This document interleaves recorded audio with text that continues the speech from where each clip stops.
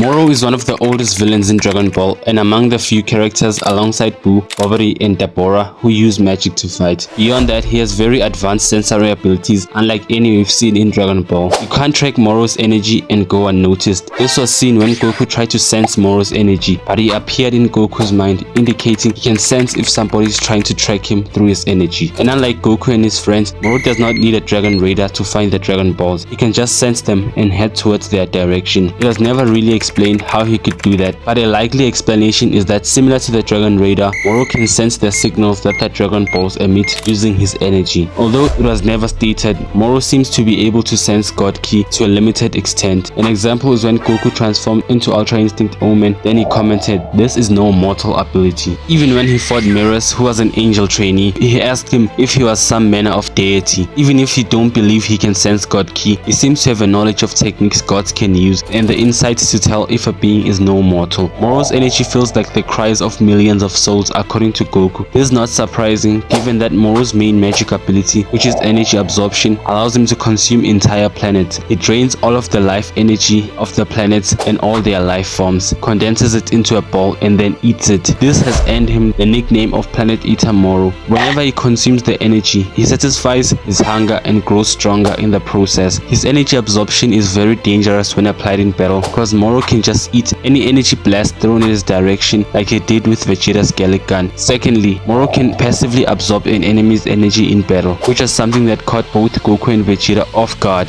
By the time they realized it, it was already too late. Both Goku and Vegeta could not transform anymore because their energy was drained without them ever noticing. Then Moro proceeded to wreck the two Saiyans and nearly killed them. This means when an opponent is fighting Moro, they are limited to physical attacks only. Meanwhile, they continue to grow weaker while Moro grows stronger due to his passive energy absorption ability. His main offensive ability is using the planet's energy to create energy waves he can direct towards enemies and burn them in the process. This ability is slightly overpowered because using the planet's energy as a weapon does not deplete his own energy reserves, so he can basically spam this move until the planet's energy itself runs out, and only then will he start using his own energy to fight. Moro can also use the planet's energy for defense by creating a wall of flames that surround him, preventing his enemy from attacking him. Additionally, if Moro is at a huge power disadvantage, he could just consume the planet's energy to make himself grow stronger, thus allowing him to close the gap in power. The only beings who seem to be saved from Moro's energy absorption are the androids and Majin Buu. This actually gave Buu the upper hand in his battle against Moro and he was able to humiliate him. Additional magic abilities he could use besides his energy absorption include being able to clone himself, telekinesis, which he has used to drag multiple characters towards himself. Lastly is his ability to bind an opponent's arms and legs, thus restricting their movement. He used this move to slow down Ultra Instinct Omen Goku, who moved too fast for his liking. When Moro is in his prime state, which he obtained by consuming numerous planets over a period of 2 months, he uses less of his magic and fights using mostly his physical abilities. This shows that magic is not what carries him in battle, but it adds on top of his already high physical abilities, as he was able to defeat Ultra Instinct Omen Goku after he trained 6 months to master the technique. Moro grew even stronger after consuming OG73 following his defeat at the hands of Vegeta. He became strong enough to one-shot Ultra Instinct Omen Goku, and he also gains new abilities like 73's copy ability, which he uses to copy all of Vegeta's abilities, meaning he could use Force Spirit Fission, a technique Vegeta learned on Yajret, which is capable of separating fusions. On top of that, he gained Piccolo's Namekian regenerative abilities, which he used to brutally impale Goku by regenerating his arm through his chest. But unlike 73's copy ability, which lasts for 30 minutes, his lasts forever, permanently storing the ability in his arsenal. But it doesn't end there. Moro manages to reattach his arm, which he used to copy Mirror's abilities, and gains a considerable boost in power, enough to close the gap between him and mastered Ultra Instinct Goku. Additionally, he becomes one of the only other mortals to use the angelic technique of Ultra Instinct. Although Moro gained the raw power of Mirrors, the angel trainee, he is not shown utilizing any angel abilities such as the temporal do-over, which Whis used to reverse time by 3 minutes, or any other angel techniques for that matter. He continues to use his own magic, but this new power of his doesn't last very long. His body begins to swell due to his body not being able to handle the angel power according to Whis' words, so he decides to fuse with Earth and become one with the planet. This is his most powerful and most unstable form because he has full control over Mirror's abilities and power, but the more he continues to absorb energy from Earth and its inhabitants, he runs the risk of detonating, thus taking away the entire entire galaxy along with him. But Goku was able to prevent such an ending through the help of